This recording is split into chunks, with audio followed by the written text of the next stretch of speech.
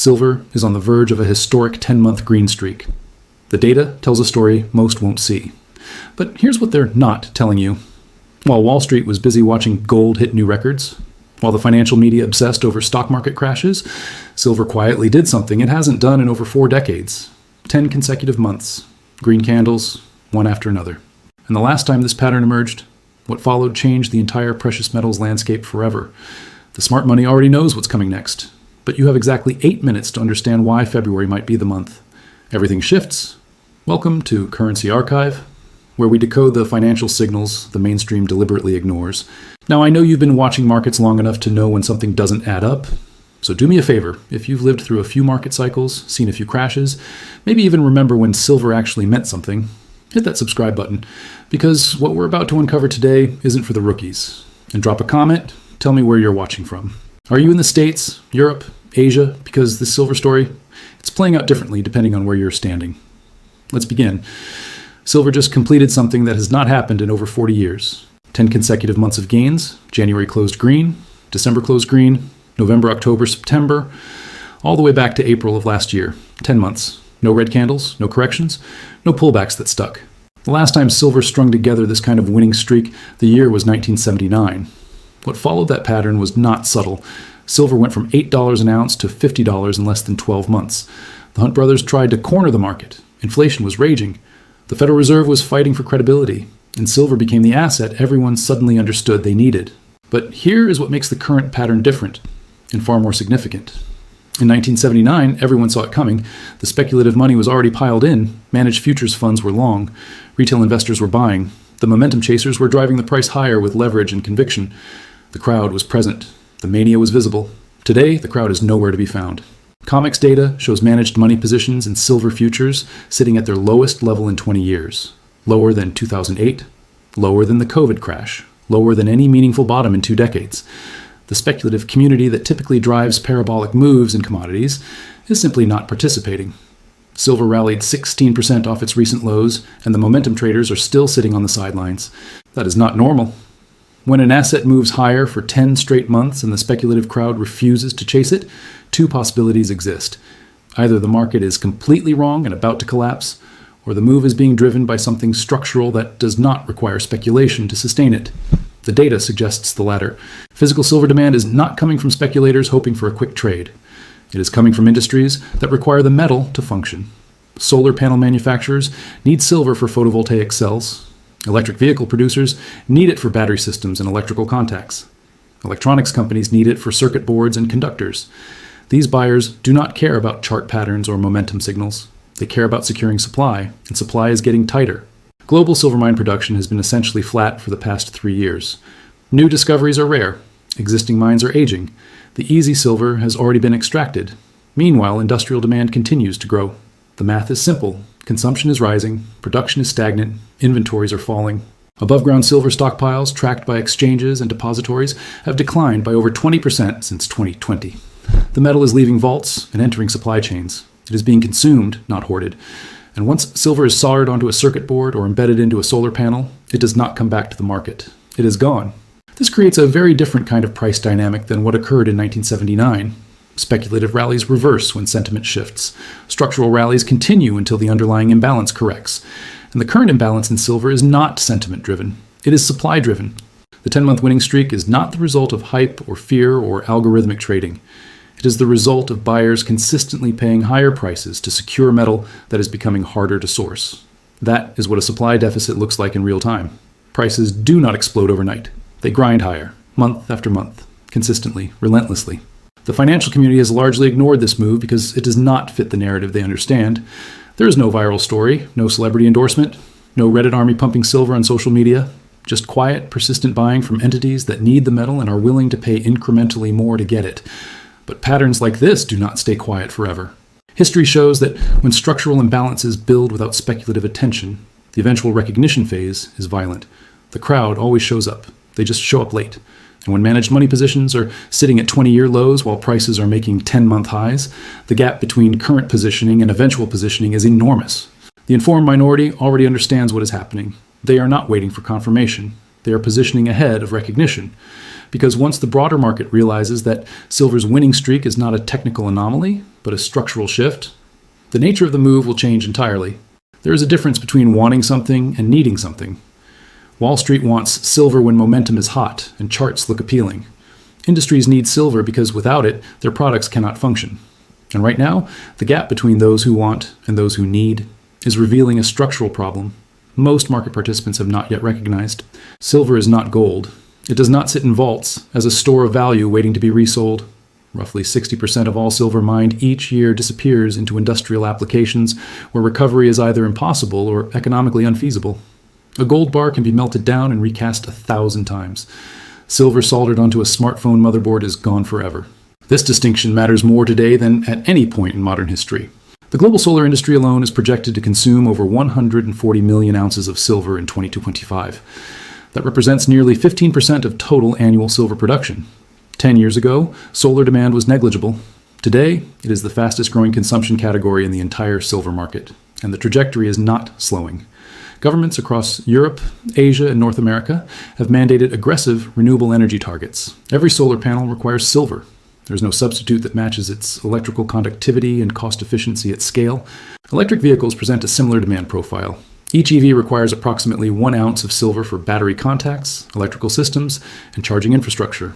Global EV production is expected to exceed 20 million units in 2025. That is 20 million ounces of silver absorbed into vehicles that will not return that metal to the market for 15 to 20 years, if ever.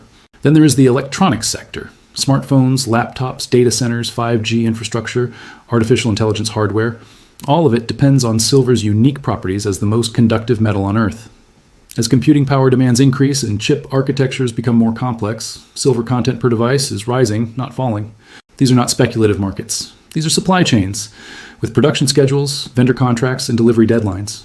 When a solar manufacturer or an automaker needs silver, they cannot simply decide to wait for a better price.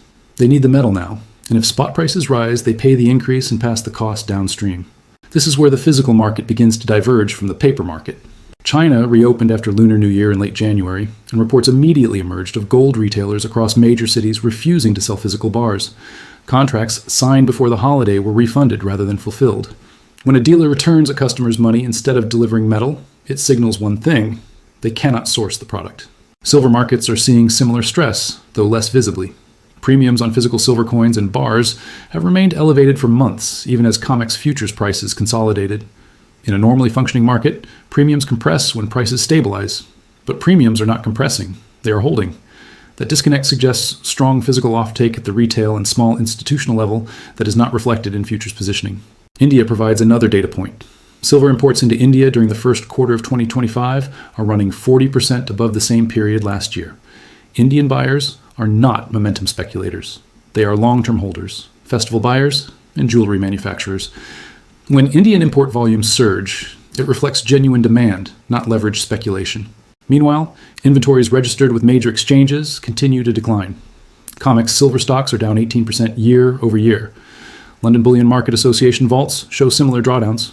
Shanghai inventories have been falling consistently since mid-2024. The metal is leaving warehouses and entering consumption channels. This is not a temporary blip. This is a structural shift in how silver flows through the global economy. Historically, silver markets balanced because industrial demand could be offset by recycling, scrap recovery, and investor selling during price rallies. But the current demand profile is different. Solar panels are not recycled for silver. EVs are not scrapped within 5 years. Electronics waste recovery rates remain below 10% globally. The recycling feedback loop that once stabilized supply is broken. And here is the critical insight most analysts are missing. When physical markets tighten, while speculative positioning remains historically low, the price discovery mechanism itself becomes vulnerable. Futures markets can suppress prices temporarily through paper contracts, but they cannot create physical metal. And when industries that require delivery start competing for limited supply, paper prices eventually capitulate to physical reality. The demand architecture underneath silver has fundamentally changed. The market just has not repriced for it yet. Every currency in human history has eventually failed. Not some, not most. Every single one. The Roman denarius, the French assignat, the German papier mark, the Zimbabwean dollar, different centuries, different governments, different stated reasons for collapse. But the underlying cause was always identical. Those in power could not resist the temptation to create money faster than the economy created value. The current global monetary system is not exempt from this pattern. It is simply at a different stage of the same cycle. The United States dollar's share of global foreign exchange reserves just dropped to 56.9%. That is the lowest level in 32 years. In the year 2000, the dollar represented over 70% of all central bank reserves worldwide. The decline is not a sudden crash. It is a slow, grinding erosion. And slow erosions are far more dangerous than sudden collapses because they allow denial to persist until reversal becomes impossible. Central banks across the world are responding to this erosion in a way that has not been seen since the 1970s. They are buying gold at a record pace. The World Gold Council reported that central banks purchased over 1,000 metric tons of gold in 2024. That is the second highest annual total ever recorded. And the buying is not coming from Western central banks. It is coming from China, Russia, India, Turkey, Poland, nations actively seeking alternatives to dollar dependency.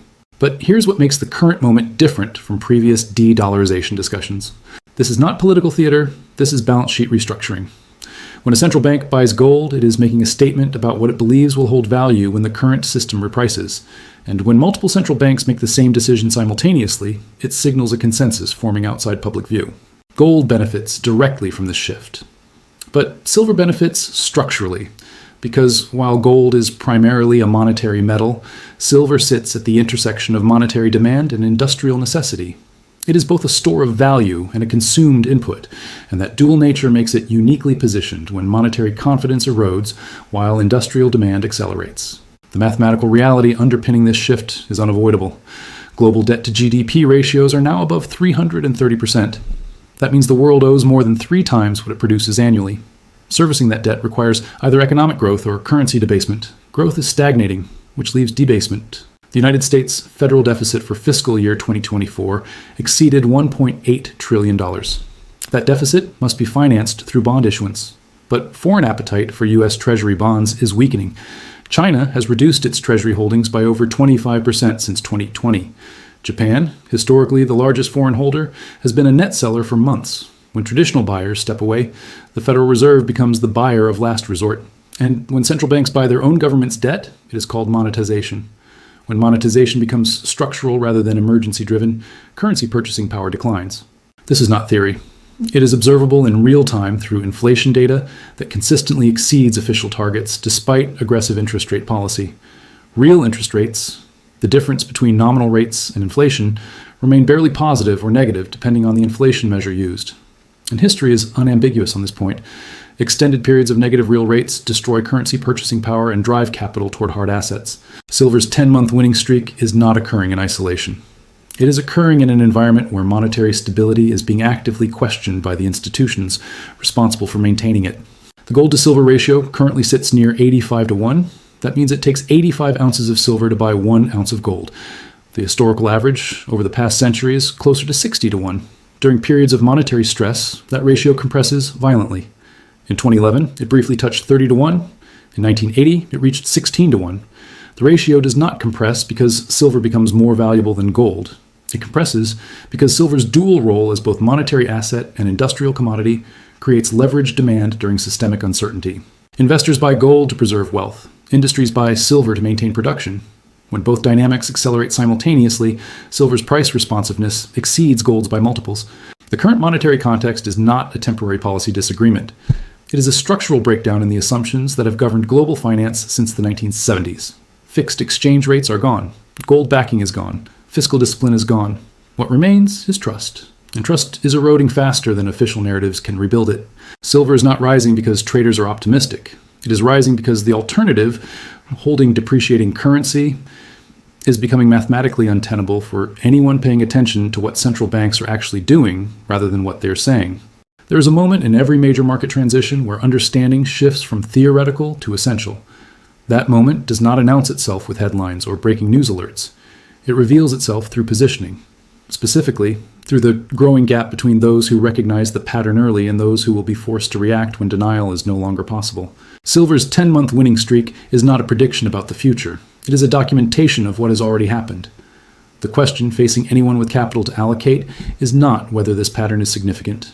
The question is what this pattern implies about the structure of the market going forward. Portfolio theory teaches that diversification reduces risk, but diversification only works when assets respond differently to the same conditions. Stocks and bonds traditionally moved in opposite directions. When one fell, the other rose. That relationship has broken. In 2022, both stocks and bonds declined simultaneously. The 60-40 portfolio, 60% stocks, 40% bonds, suffered its worst year in decades.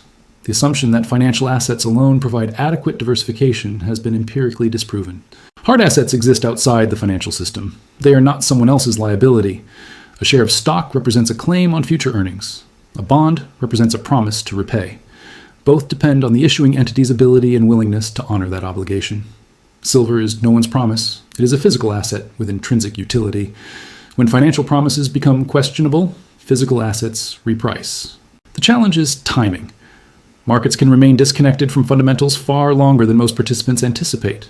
Silver traded sideways for nearly 4 years between 2020 and 2024, despite growing industrial demand and monetary expansion. The pattern was building, but price did not reflect it. Those who positioned early endured extended periods of no validation. That is the cost of being early, but being late carries a different cost entirely.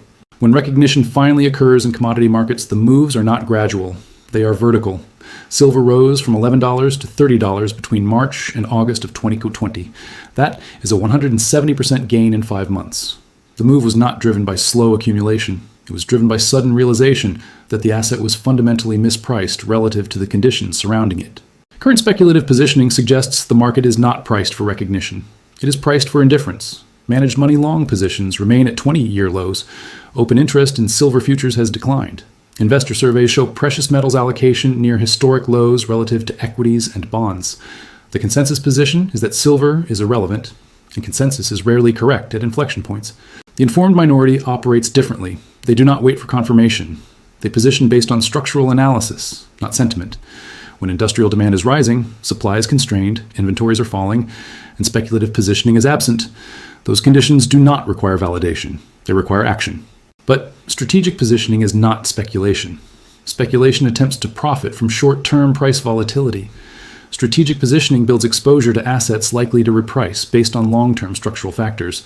The difference is time frame and conviction. Speculators exit when momentum fades. Strategic holders endure drawdowns because the thesis remains intact. The risk to silver's current pattern is not demand destruction or supply surges. Those would take years to materialize. The immediate risk is a broad deflation event where all asset prices collapse simultaneously. That occurred briefly in 2008 and again in early 2020. Silver fell 40% in weeks during both episodes, but both crashes were followed by sustained rallies that exceeded the previous highs. The structural factors reasserted themselves once the panic subsided. For those managing capital with a multi-year horizon, short-term volatility is noise. What matters is whether the underlying conditions support sustained repricing. And the current conditions, industrial demand growth, supply constraints, monetary instability, and absent speculative positioning, are precisely the conditions that have preceded every major silver rally in modern history. The parallel to other inflation hedges is instructive. Real estate requires leverage, liquidity is poor, and transaction costs are high.